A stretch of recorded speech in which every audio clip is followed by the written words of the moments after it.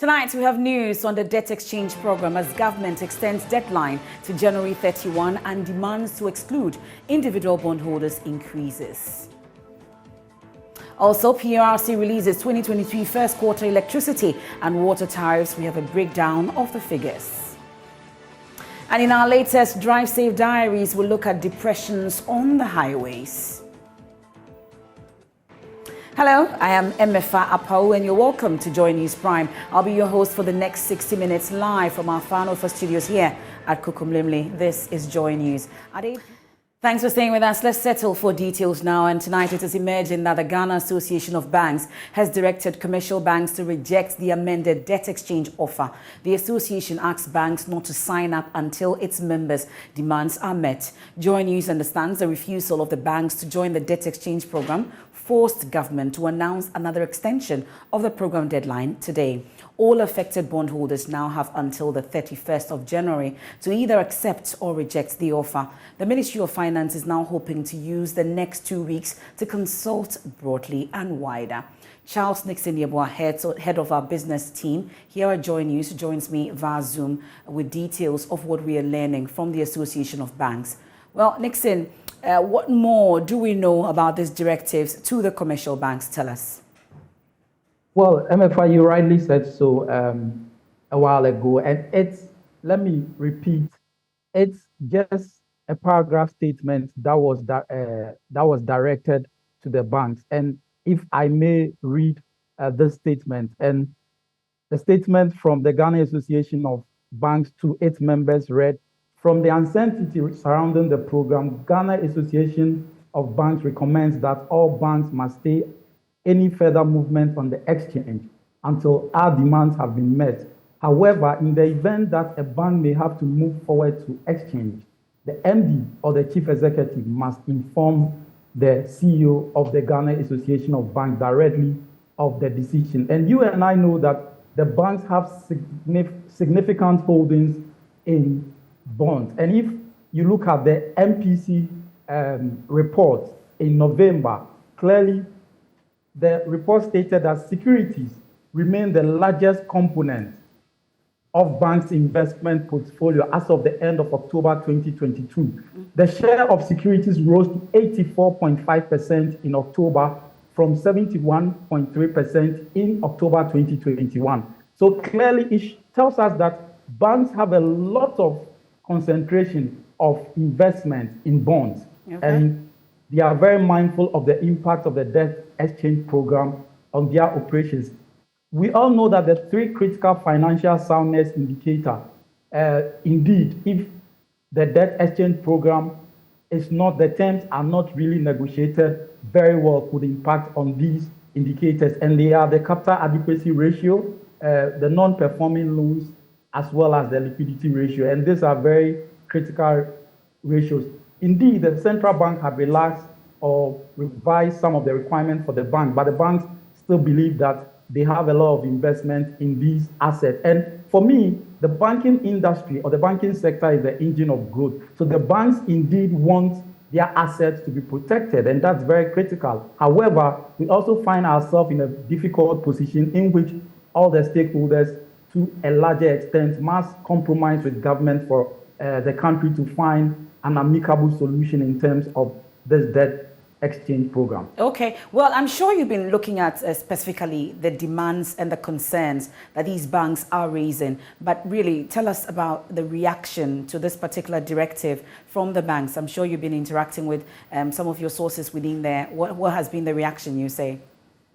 Well, indeed, I have spoken with few banking sector players, the key guys who work in the industry, and are not.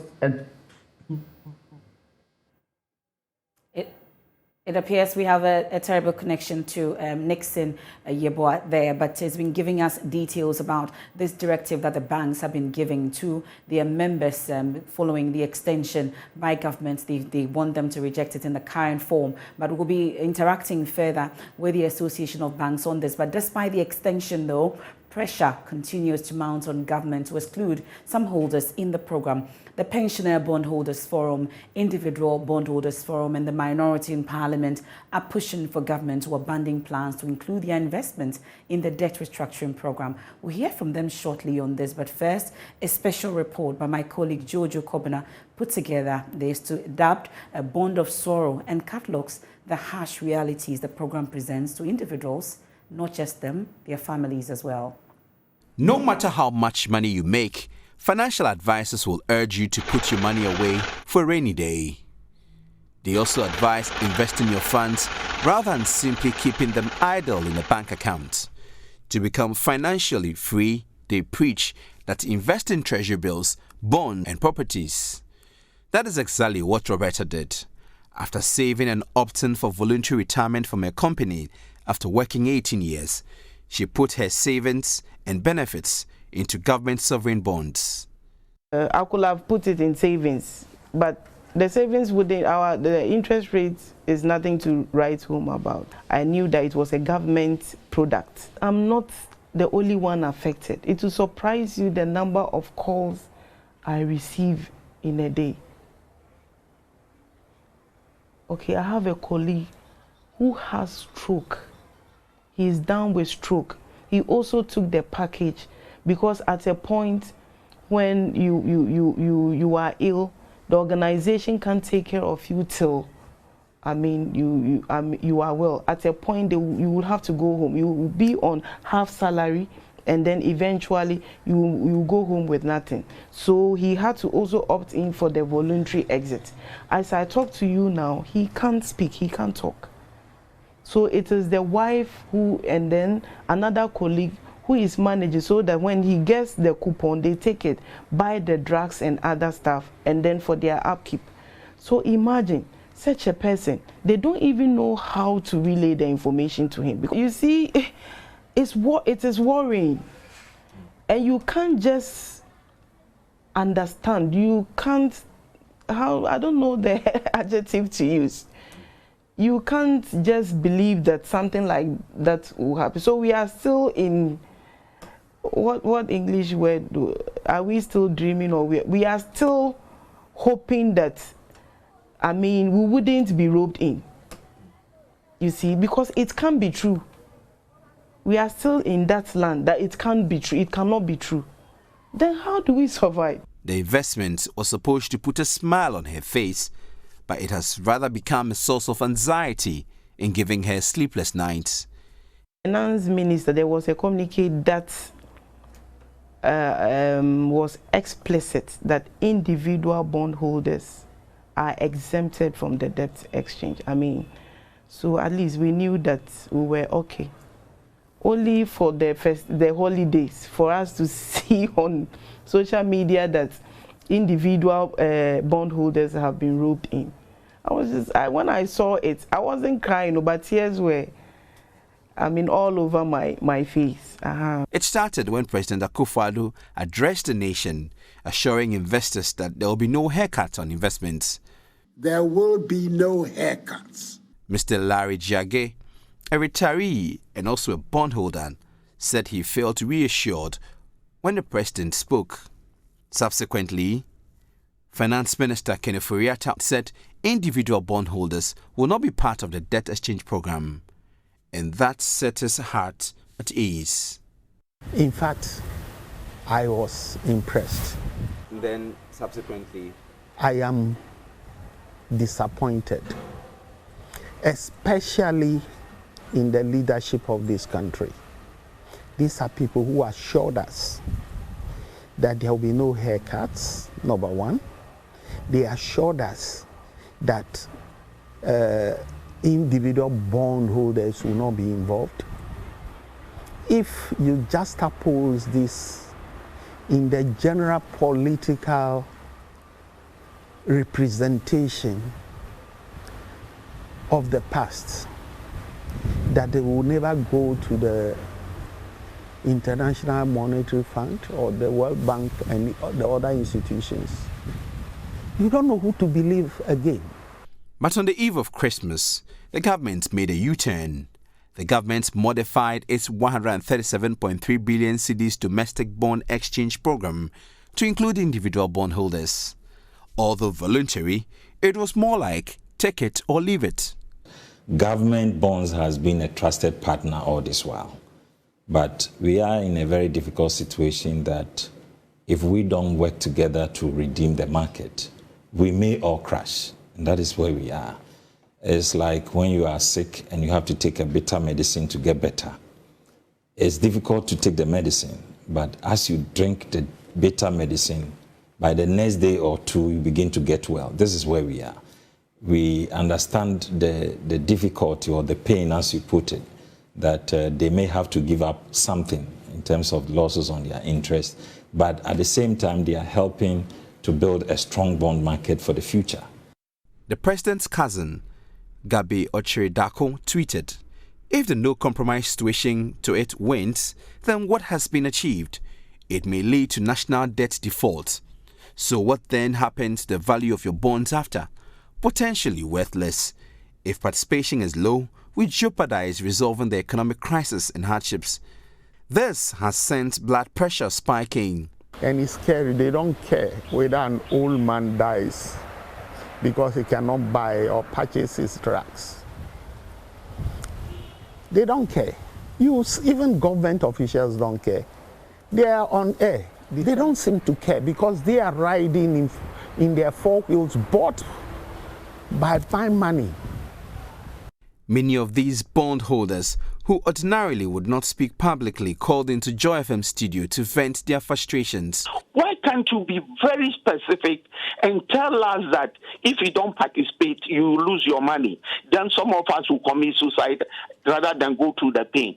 I'm 66 in March, but I know friends who work in the public service who are doing nothing presently. All the investment are out there, and you're telling them without interfacing with them on one-to-one or giving them information that take it or leave it. And we have school fees to pay. Our oldest is 16 years old. And we have twins. Our oldest and our twins, they are 3. As I know, we've not paid their school fees. And that's our only livelihood. I don't even know how we will survive if they include us. You say your husband hasn't been talking. No. How has this affected him? He barely sleeps at night. He barely talks. Even if you want to have a discussion with him, he hardly responds. I'm young. I don't want to even lose my husband. Please. The contention of the individual bondholders is that government failed to communicate with them, but is rather giving them ultimatums. They have bonded together to fight the government for their inclusion in the debt exchange program. Senor Hosi is a convener of the individual bondholders. Why do we really need to disrupt so many lives in these difficult times when inflation is already eroding value, when people are actually struggling for jobs and parents, even in pension, are actually feeding their own children who have graduated? Now, how insensitive can we be at this time of things? And in all this, government never consulted individual bondholders. Many say they would not relent in their efforts to fight government on this. But I will get my money. I won't wait 15 years. Even if it means going to the courts and stay there forever. It's clear that we either have to save lives or die trying. There's no other option. Both the leadership of the majority and minority in Parliament agree with individual bondholders on this. Maybe the minister himself making the decision or making the statement at the very outset was not in full control of all the facts, maybe.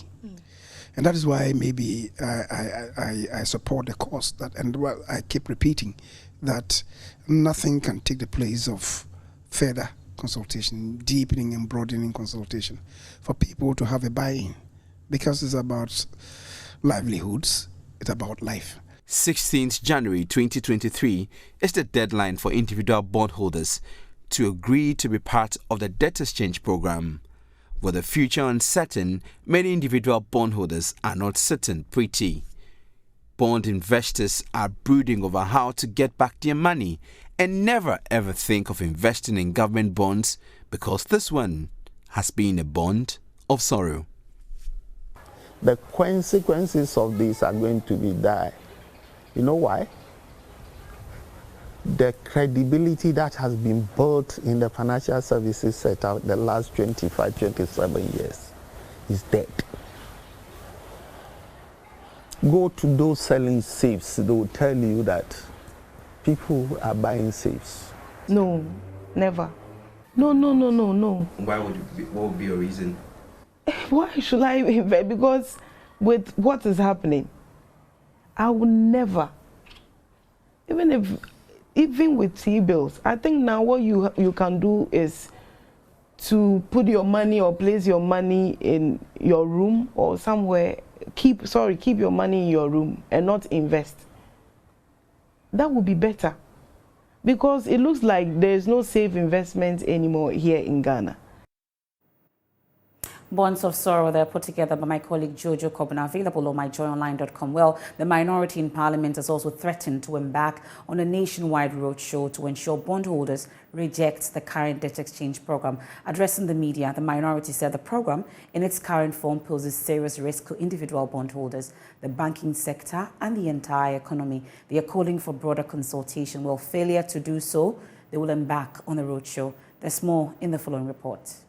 The minority in Parliament continues to blame what it refers to the government's recklessness and irresponsible borrowing for Ghana's current economic woes, which has resulted in the ongoing debt exchange program. Addressing the media, Minority Leader Haruna Idrisu said government rejected series of suggestions to cut expenditure, but rather chose to borrow excessively. He attributed the refusal of individual bondholders to sign onto the debt exchange program to the lack of engagement. The failure of the Nana Addo Bawumia government to fully engage the relevant stakeholders on the debt exchange program has led us to total confusion, rejection, disapproval of the initiative. The minority believes the debt exchange program in its current form could lead to a collapse of the economy. They are therefore calling for a broader consultation on the way forward. So in view of this, we in the minority call on government to immediately suspend the domestic debt exchange program and engage more comprehensively in consulting stakeholders and the Ghanaian people. We call on all stakeholders that probably they can consider a national economic dialogue on the state of the economy, and in particular the domestic exchange initiative or program. How do we work it? Probably the consultation and council will guide us as a country how to walk out of this imminent economic crisis. Failure to do so, the minority says they will embark on a massive roadshow across the country to ensure bondholders reject the program. We will embark on a nationwide roadshow to foster deeper understanding of what they are doing. So very soon we'll deploy our teams into the region to appreciate the level of the economic crisis and their inability to manage it. Meanwhile, government has for the third time extended the deadline for individuals to sign onto the debt exchange program. James Kwesi Aveji's report read to you. Well, pensioners bondholders forum stand their grounds as they refuse to sign on to government's exchange program despite an extension of the deadline to January 31 to engage institutional and individual bondholders. There's more in this report. Bondholders had until January 16, 2023 to sign on to the debt exchange program. Now, government has extended the deadline for the program to January 31. This comes in the wake of a last-ditch push by the Pensioner Bondholders Forum, Individual Bondholders Forum, and the minority in Parliament for government to abandon plans to include their investment in the debt restructuring program. Even after the extension, members of the Pensioner Bondholders Forum are unwilling to include their bonds. Here is convener of the group, Dr. Edu Entry.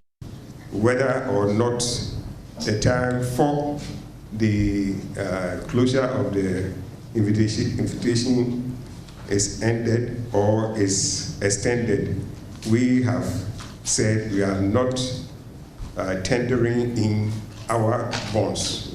And so, regardless of the fact that it will be ending or it will be extended later on, it's not going to affect us. So they should rest assured that their money and their investments are being protected. We are trying to protect their investment in the government bonds. And we believe that the government would heed to our request and protect these vulnerable group from the hardship that this exchange program would bring to them.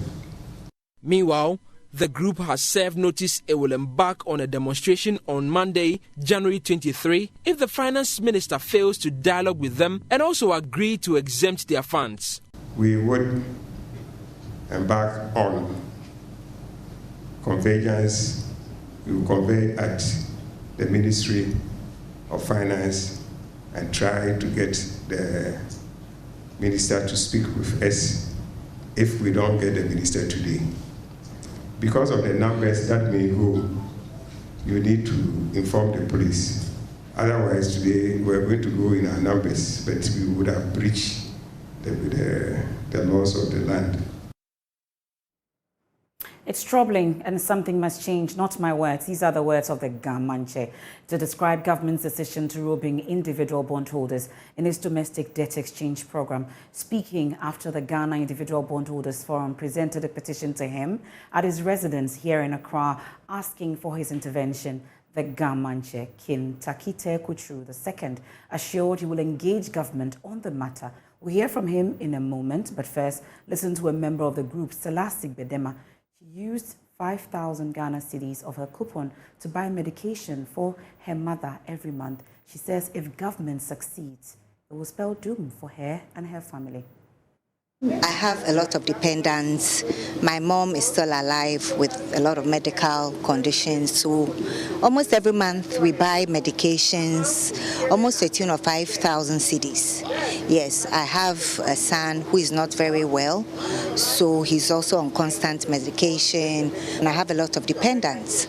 So, for example, in terms of medical, this is going to affect us because this is the income that we're using to run the family. It's the same income that we use to pay our bills as well and also to feed, because I'm not officially working at the moment. That is what we are all looking forward to, that the government will sit down with us, will reason with us. I think we've made a lot of advocacy so far.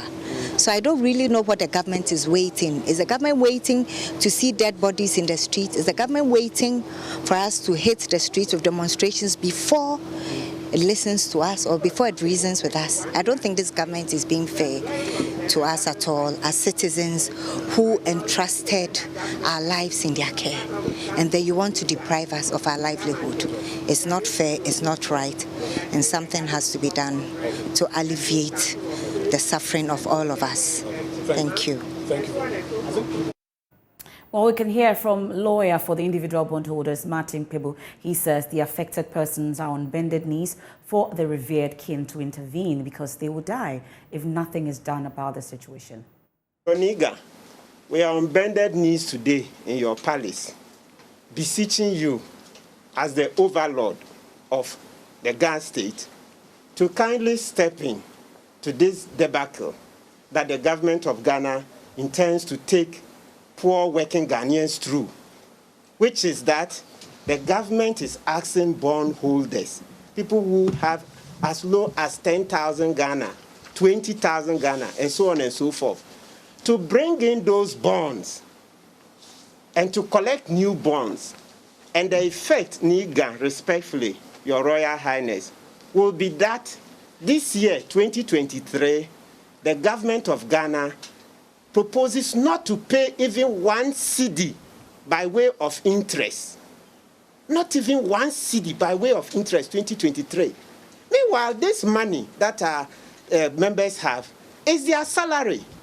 I say their salary because, Your Royal Highness, that is the money they depend on to pay school fees, to feed, to buy medicine, and so on and so forth. So you may see it as investment, but the coupons, which is the interest, is what they depend on to feed. I have my sister here, Roberta. She has 5 children. Roberta, may need and see you. 5 children. Roberta relies on these coupons to feed her children.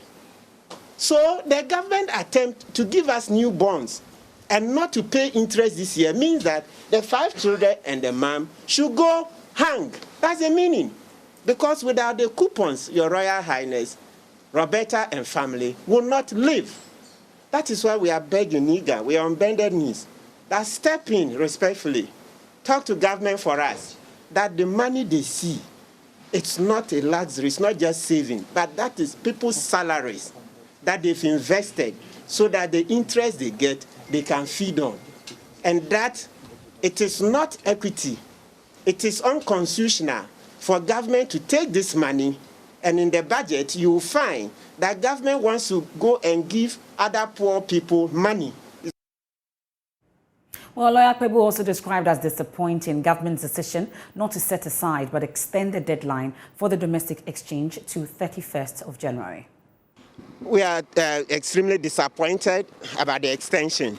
The reason is that what we put across, what we put on the table is very simple to understand, and it's something that we are of a humble opinion that government should have just acceded to that request. What have we put on the table? We've shown that this year, out of the about 8 billion of the individual bonds, right, 6.6 billion will mature. That can be paid out of capital expenditure. Right? So the government can refashion things and pay, because in the budget we intend to spend 27 billion on capital expenditure. So just reduce, just cut down the capital expenditure to pay individual bondholders. That's it. Last year we spent 15 billion on capital expenditure, and Ghana made progress. So this year it means that we want to spend more. So before you spend more, Article 36 of the Constitution says that pay your old debt first, especially as that old debt, we rely on it to make a living. Individual bondholders rely on the coupons, the interest payment, etc., to be able to live. That is the money we use in paying school fees. That's the money we use in paying rent. That's the money we use in buying drugs, etc. So it's not a luxury. So before you develop more and more, just pay what you already owe. We've said it ad nauseum. That's totally false. Anybody who tells you that if we don't do the individual bondholders, that it will spell doom is totally misleading. I'm talking about the budget. Let's look at the budget again, and you will see that anybody who says such a thing is just misleading the public.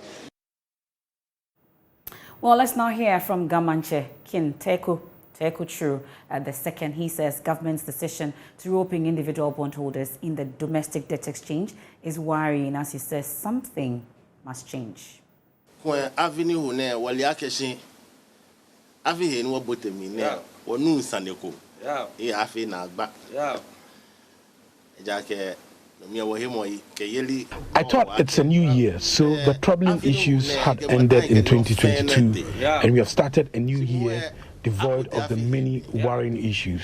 The issues must be addressed because it's creating a lot of anxiety.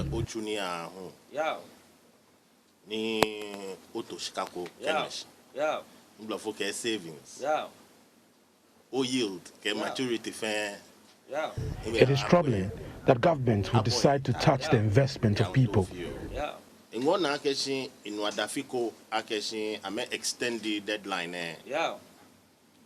Stakeholder deliberation. I'm happy about the extension of the deadline and more stakeholders' engagement. That gives us an important opportunity to make changes. Something must change. Saninoko achake. A war yaka yanyetri.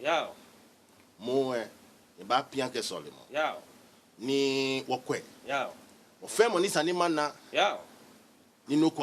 I will do everything within my power to ensure things change. It will be embarrassing for the affected persons not to get money to buy their medication, pay fees, and more.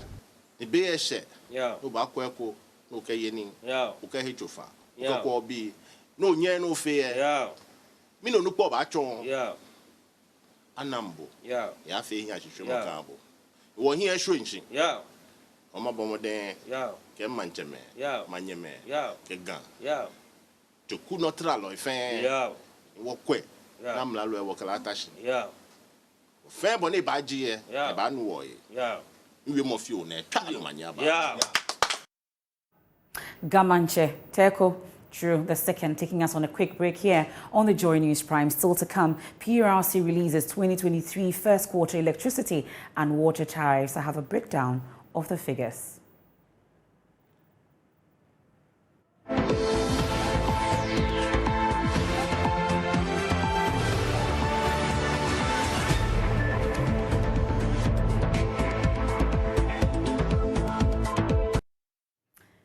You're welcome back. This is Joy News Prime, and the Public Utilities and Regulatory Commission has increased electricity and water tariffs by 29.96% and 8.3% respectively. The new rates take effect from February 1, 2023. Well, this follows the conclusion of its regulatory process for the quarterly adjustment of utility tariffs covering the first quarter of 2023. The Commission said the process is in conformity with the quarterly tariff review mechanism and guidelines as communicated in the Commission's August 2022 major tariff review decision. Well, this was contained in the press release issued Monday. According to the statement, the PURC approved the new tariffs very mindful of the current economic circumstances. It noted, however, that the potential for a return to the days of erratic power supply was also given due consideration, as it will be catastrophic for Ghana.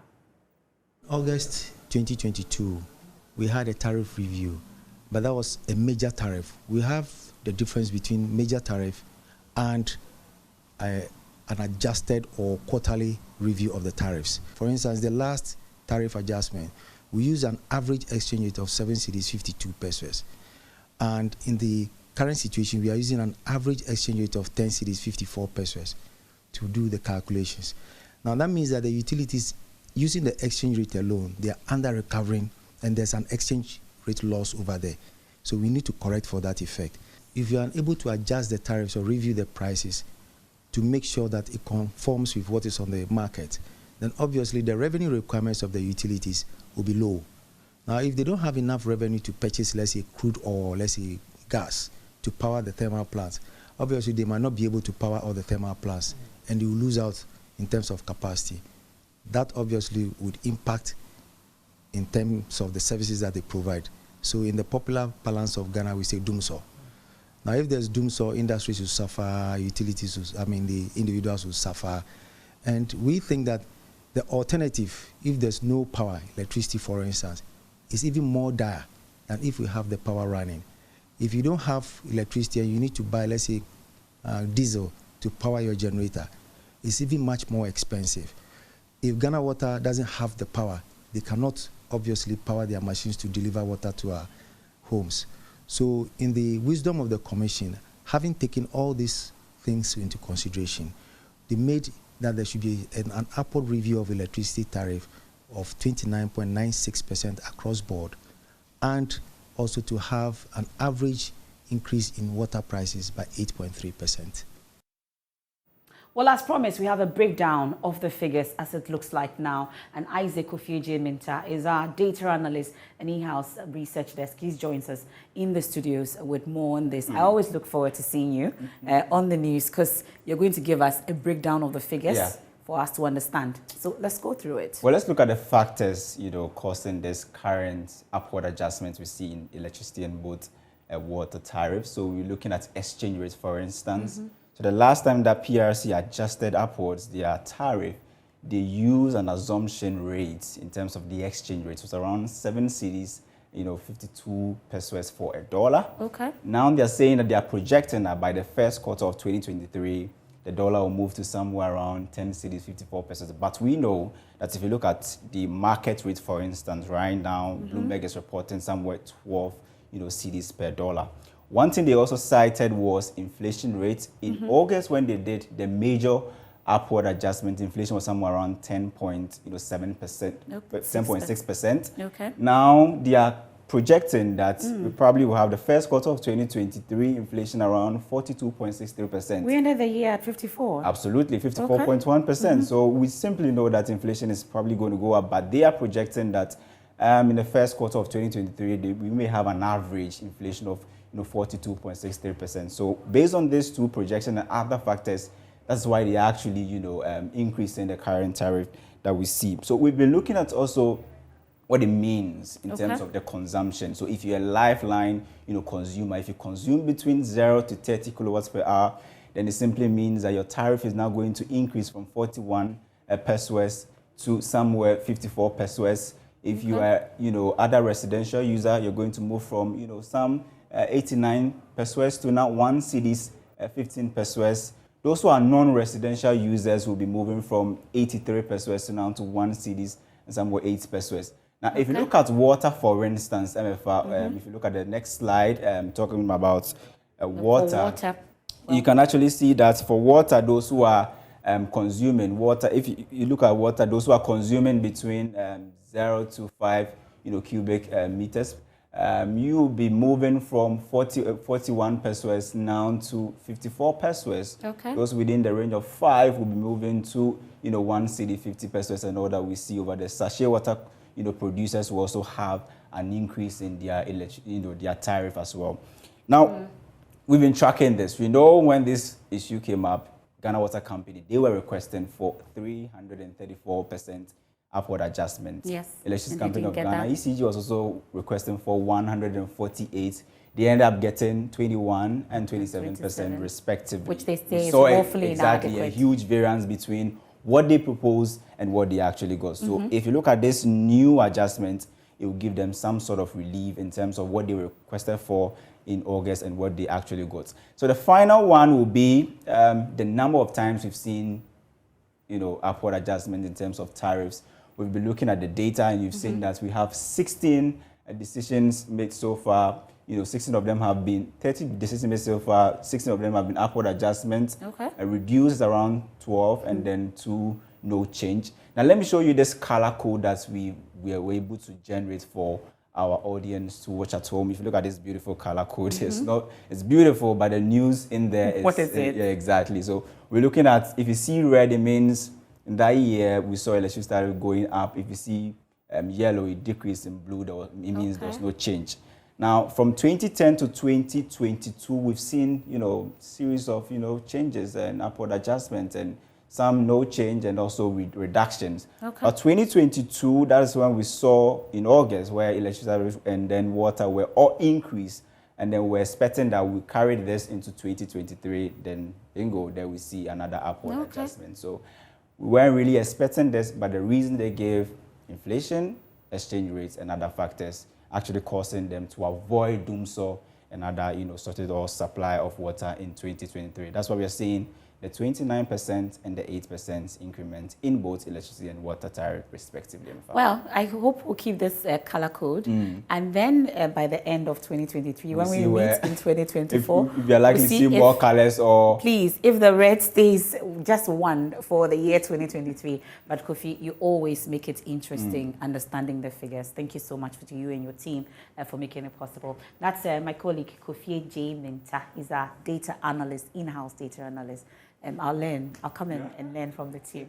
All right. Well, away from that, just like humans, roads also go through depression when they can no longer withstand the pressure exerted on them. That is the situation on Ghana's longest highway, covering 8 regions and a distance of over 750 kilometers. Drivers who commute from Accra to Bolgatanga are alarmed about the increasing defects on that highway, which they say has exposed commuters to accidents. They want authorities to act now. My colleague Samuel Imbura has more in this report. He captions depressions on the highways.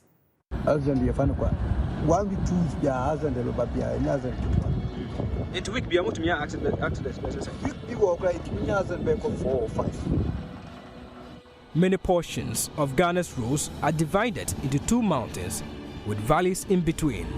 Without caution, drivers are rudely surprised by the sudden slumping of their vehicles into this depression.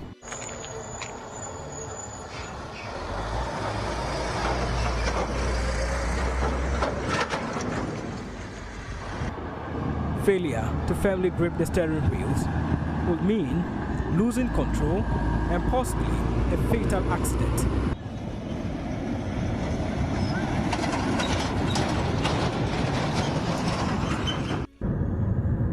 from the 824 kilometers highways of Accra to Bolgatanga, I observed that the roads have suffered severe depressions, exposing users to greater risk of accidents.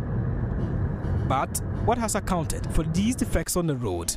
Civil engineer and roads construction consultant, Engineer Abdullah Mahama, explains why. Depression in road is like having an uneven settlement, like a road that is supposed to go for, let's say, a certain level, suddenly sees a drop in the level. This comes about as a result of several factors. One, it may be as a result of unsuitable material. In this case, maybe a made-up soil or a material whose properties are less than what is needed. Regardless of the deadly nature, there are no notices to drivers about these depressions for incoming vehicles to take note and reduce speed. It can only take regular drivers who have memorized portions of the road with depressions and slow down, lest they abruptly fall into the sunken parts of the road. On the Kintampo-Techiman Highway, for instance, I chanced on a Kia truck being towed away after it lost control and hit some electrical poles on the shoulders of the road.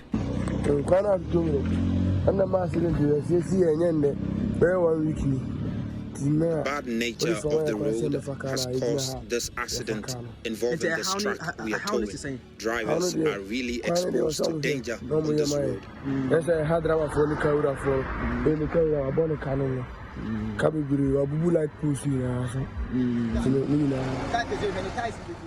Kofi Ken says he has been driving for over 25 years, plies the Kintampo-Tachiman stretch on a daily basis.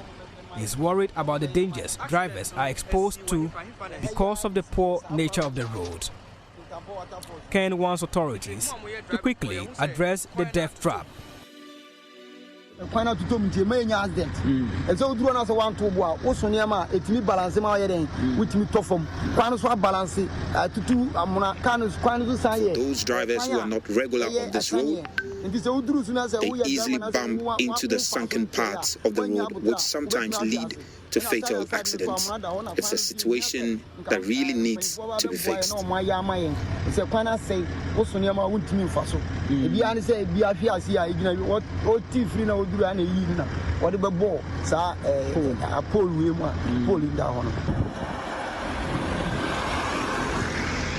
Kweku Asante, another driver, says he observes many accidents daily on a steep curve near the Kintampo waterfalls. Many drivers who are new to the stretch suddenly crashed into depressions, lose control, and then crash their vehicles. He adds that although they have raised concerns about the poor nature of the road, nothing has been done by authorities.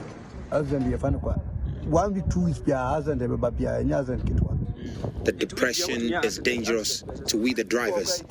It can cause accidents because you can easily lose control. Taxi, trailers,